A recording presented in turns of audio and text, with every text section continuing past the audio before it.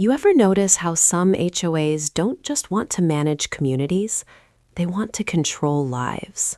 Because this story right here, it started with water, boats, and a rule that made absolutely no sense. I live in a quiet waterfront condo community in California, the kind of place where mornings smell like salt air and evenings glow orange over the water. People moved here for one reason: the water. Kayaks, canoes, rowboats, sailboats, that's not luxury here. That's lifestyle.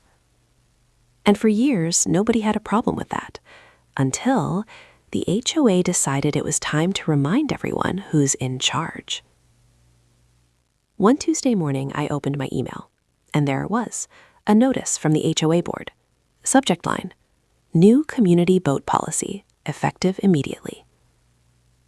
I clicked it casually. Then my smile disappeared. The policy said, every resident is now limited to 2 boats only. 2. No matter the size, no matter the type, no matter how long you've owned them. And me? I had 4.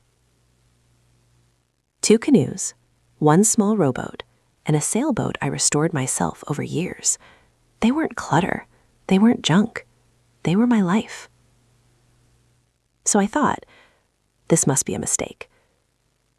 I checked the details. This wasn't voted on by residents, not discussed in a community meeting, just approved by the board. 5 people. 5 people deciding what hundreds of residents could or couldn't own. I called the HOA office. A calm voice answered. I said, "Hi, I'm calling about the new boat rule. I've had my boats for years. Is this really happening?" She replied, "Yes, sir. The board voted on it."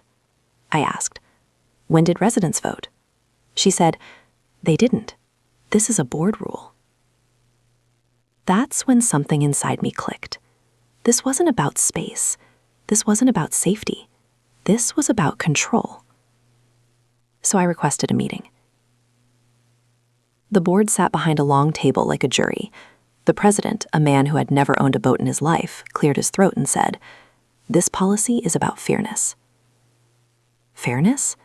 I asked, "How is it fair to force me to sell property I've owned for years?" He said, "Well, you can choose which 2 you want to keep." I looked at him and replied, "So if you had 4 kids and the city said you could only keep 2, you just choose?" The room went silent.